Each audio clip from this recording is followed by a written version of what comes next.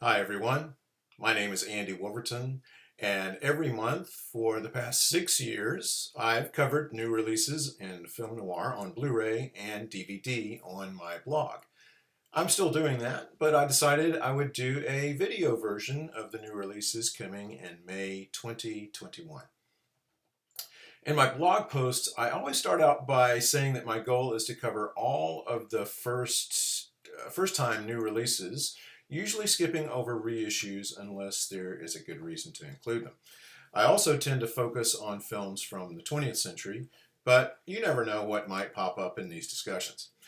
I often use the terms film noir, neo-noir, and noir stained rather loosely, so while you may quibble with some of my choices, I hope these are films that you will at least consider checking out. And thanks for watching. So, first up, on May the 4th from Kino Lorber, we've got a neo-noir from 1990. It's really hard to believe this is the 30th anniversary of The Hotspot, directed by Dennis Hopper. Actually, Kino, it's the 31st anniversary, but who's counting? Don Johnson in this plays a drifter named Harry Maddox, and Harry wanders into a small Texas town and finds work at a used car dealership. Of course he does. Owned by a man named George Harshaw, played by Jerry Hardin. Now, it doesn't take any time at all before Harry is sleeping both with his boss's wife, Dolly, played by Virginia Madsen, and his accountant, Gloria, played by Jennifer Connelly in only her 7th movie. But making time with 2 women is just not enough for Harry. He needs more in his life to keep him busy, and he does have bigger plans. He's going to rob the town bank. So the big question here is, who's Harry going to take with him after the heist? Is it going to be Dolly or Gloria? The film features some really terrific character actors such as William Sadler, Barry Corbin, Jack Nance, and one of my personal favorites, Charles Martin Smith. The Jack Nietzsche score is terrific. It features an original collaboration between John Lee Hooker, Miles Davis, Taj Mahal, and others. The movie also has a really interesting history. It was based on a 1952 novel by Charles Williams titled Hell Hath No Fury. Now, Williams also co-wrote a screenplay for the film that was intended for Robert Mitchum, but that never materialized. I'm hoping that the extra features on this disc are going to tell us a little bit more about that story because I think that's fascinating. So some of you may remember that The Hotspot had a double feature Blu-ray release with Killing Me Softly back in 2013 from Shout Factory. That disc is long out of print, but like that release, this edition is taken from a 2K master, yet this is a new 2K master from Kino. That's because the Shout Factory release apparently had some color issues. So apparently those have been corrected. But if you have that edition and you pick up this new one, I would love to hear from somebody to tell me what the changes really look like. The Kino edition also contains 2 new separate interviews with Virginia Madsen and William Sadler, 2 different interviews, separate interviews, as well as a new audio commentary by journalist and author Brian Reisman. Okay, so on May 14th, we've got a Warner Archive Blu-ray. This is a release that a lot of film noir fans have been waiting a long time for. It is They Won't Believe Me, an RKO film from 1947. This is a terrific film noir that I really hesitate to tell you too much about because I could get into spoiler territory without even trying. So here's the basic setup. Instead of a femme fatale, They Won't Believe Me features an homme fatale. Larry Ballantine, played by Robert Young, is an absolute heel who woos women and then abandons them as soon as he hears the sound of his wife's money calling. Now, the film opens with Larry standing trial for murder, but I'm not going to tell you who he's accused of murdering. let's just say that this is not your typical film noir. Now, a couple of the women that Larry's been running around with include Jane Greer and Susan Hayward. Hey, at least Larry's got good taste. Larry's wife, Greta, is played by Rita Johnson. Now, you may think you know where this one's going, but don't bet on it. The film also presents fully realized female characters, something you didn't often see in film noir from this era. That's largely due to the film's producer, Joan Harrison. And if you haven't read Christina Lane's excellent book on Joan Harrison, Phantom Lady, you should. Eddie Muller considers They Won't Believe Me Joan Harrison's finest work as a producer, and that's really saying something. The script is by Jonathan Latimer, an excellent crime novelist and probably even a better screenwriter. This movie had been hard to see unless you could catch it on TCM or at a film noir festival, so this release is really big news. This is the 95-minute version of the film, not the edited 80-minute version that you may see in other places. So, the bad news is it looks like there are no supplements on this Warner Archive Blu-ray, but you can definitely read up on the movie in Christina Lane's book. So, trust me, if you're a film noir fan and you haven't seen this one, you can pick this one up sight unseen as a blind buy and you will not be disappointed.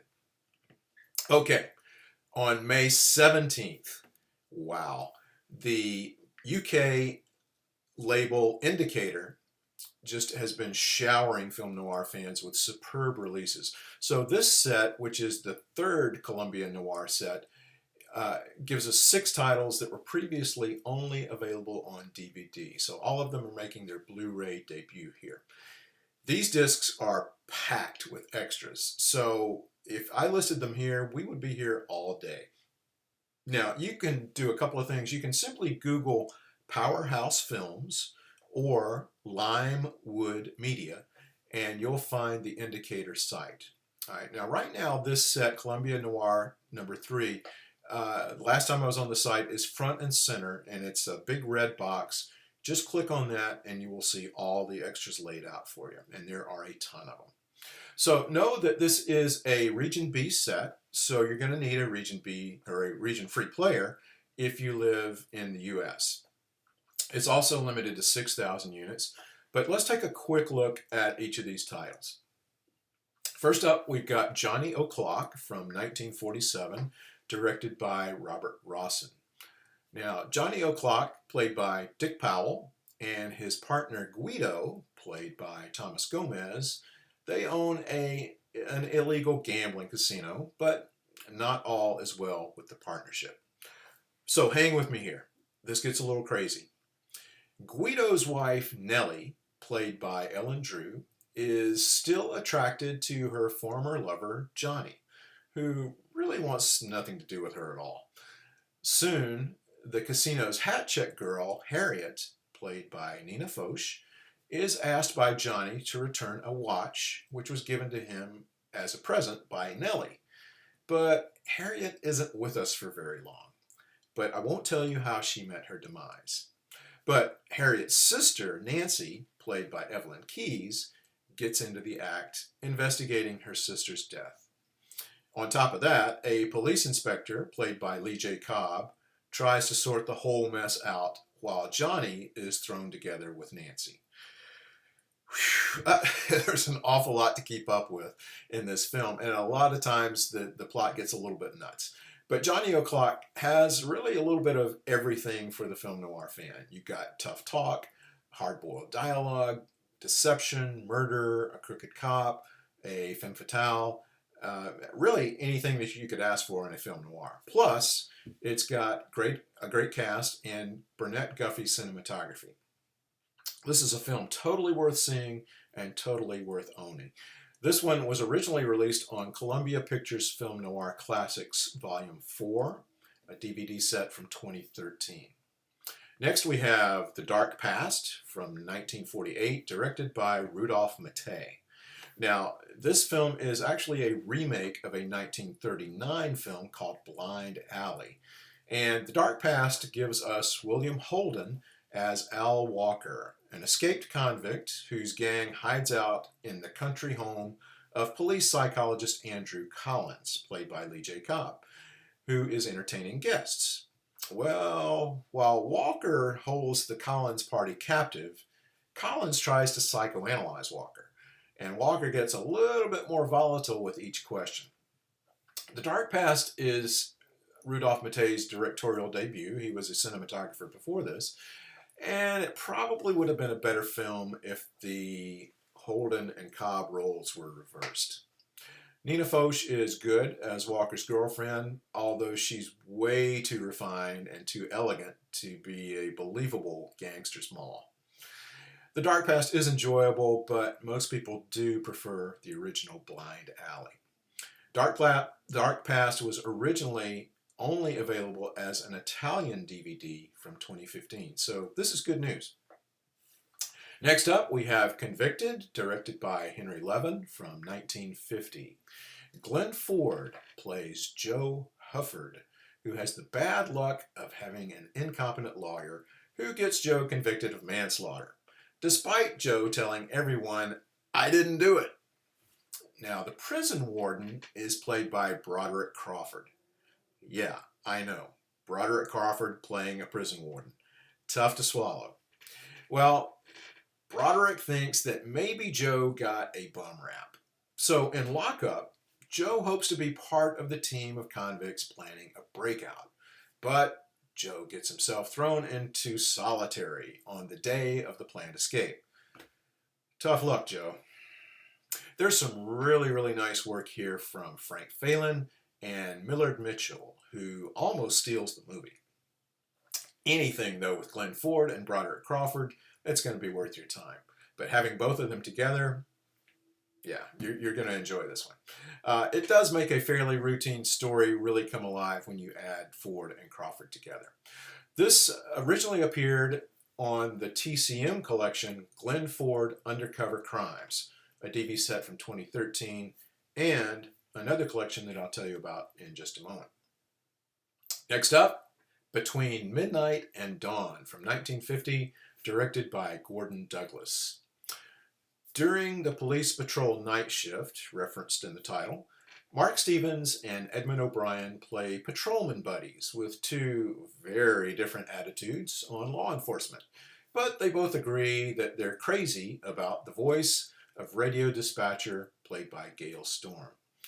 When the guys arrest a dangerous racketeer, they allow him to escape. Whoops. And the chase is on to find him. Now, any noir or neo-noir with Edmund O'Brien is going to be worth watching, so this is a good one to add to the box. Between Midnight and Dawn was part of the Columbia Pictures Film Noir Classics 4 set from 2013. The next one I'm very excited about. This is The Sniper from 1952, directed by Edward Dmytryk. Now, The Sniper is not only a terrific film noir, it's also an excellent social commentary, particularly on how society treats the mentally disturbed. In this one, Arthur Franz plays Eddie Miller, a man recently released from a psych ward. Eddie, let's say, has a lot of trouble with women, particularly a singer named Jean, played by one of my all-time favorites, Marie Windsor. Now, the portrayal of a sex offender combined with some very frank scenes of violence make this a very effective film and one that was pretty shocking for the time. The Sniper displays a lot of the callousness that we would see in later film noir titles featuring policemen, especially in the 1950s. So very excited to have The Sniper on Blu-ray for the first time. This originally appeared in the very first Columbia Film Noir Classics set way back in 2009. So if you still are hanging on to that one like I am, good for you. This one's going to be better.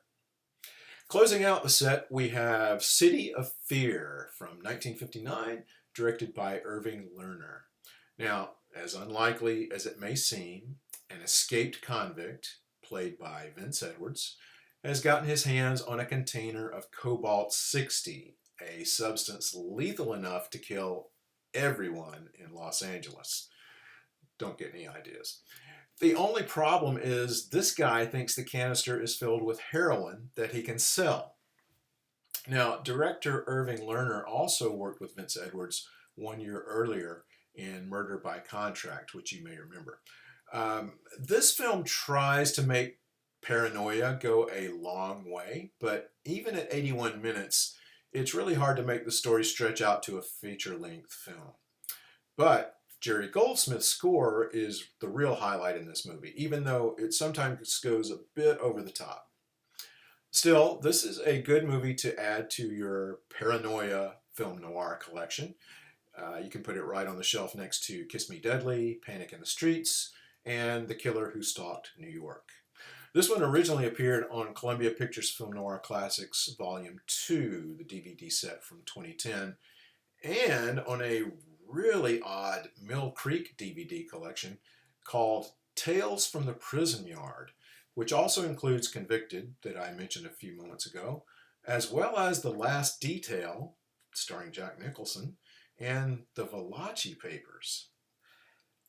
Anyway, so you're gonna want to pick this film noir set up from Indicator. Not only this one, but the two previous ones, Part 1 and Part 2. This is a Region B set, limited to 6,000 copies. And again, the other two Columbia Noir sets are terrific. And if you haven't gotten them yet, you should soon. They haven't sold out yet, but if you want these, don't wait too long. Okay, that's the end of the Indicator set. Next up, we've got a release from Kino Lorber that may be more thriller than noir. And this is a film that rarely gets talked about, and maybe for good reason. That film is The Night of the Following Day from 1969, directed by Hubert Cornfield. And this guy also directed one of my favorite heist movies, Plunder Road, from 1957. The Night of the Following Day stars Pamela Franklin, who was much in demand as a scream queen in the 1970s. Here, Franklin plays an heiress who finds herself kidnapped from Orly Airport by the chauffeur that was hired to pick her up. That chauffeur's name is Bud, played by Marlon Brando.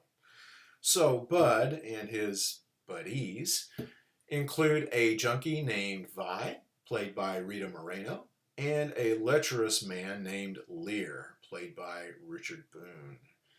Boy, Richard Boone, you gotta love him.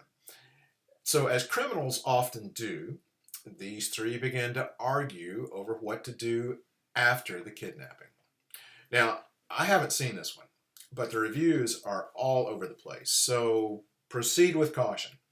It certainly got an interesting cast, and this one might be worth picking up as a blind buy, but I would say talk to some people that have seen it, read some reviews, see if this is for you. There are no word on extras on the Kino website, which probably means there aren't any. And now, for the film we've all been waiting for such a long time. That's right, Nightmare Alley from 1947, directed by Edmund Goulding. Now, as I've mentioned before on my blog, the UK label Signal One announced that they were going to release this title on Blu-ray way back in April of 2018, but that never came through. Well, thankfully, Criterion has come through, and they're getting the job done with this long-awaited release. Now, I don't know about you, but I've held on to my 20th Century Fox DVD from 2005 for a long time. And if you have too, we can rejoice that now we have an upgrade to Blu-ray. So if you're not familiar with the story, Tyrone Power, in arguably his finest performance, plays Stan Carlisle, a seedy carnival barker who becomes a fake medium. Yet his popularity and his insatiable ambition carry him way over the line. Like the source novel by William Lindsay Gresham, Goulding's version is very dark. Apparently too dark for many audiences in 1947, resulting in a box office flop. Yet the film has gone on to achieve both classic status and cult status. I really don't think you're going to find another film noir from the classic era that's quite like Noir Alley. The Criterion edition is taken from a new 4K digital restoration and includes the archival audio commentary from the 2005 DVD by film historians and noir scholars James Ursini and Elaine Silver. Also included an audio excerpt from a 1971 interview with Henry King discussing Tyrone Power, new interviews with film historian and writer Imogen Sarah Smith, performer historian Todd Robbins, a 2007 interview with actor Colleen Gray, and an essay by film writer and screenwriter Kim Morgan. Listen, do not let this one pass you by. Get Nightmare Alley. You will thank me. So that's going to do it for May. I hope I've given you some titles to consider, and if I've left anything out that you know is going to be released in May, let me know in the comments below. You'll also be able to find this blog post in a couple of days based on what I discussed here today, and any previous noir releases on my website, andywolverton.com. And thanks a lot for watching.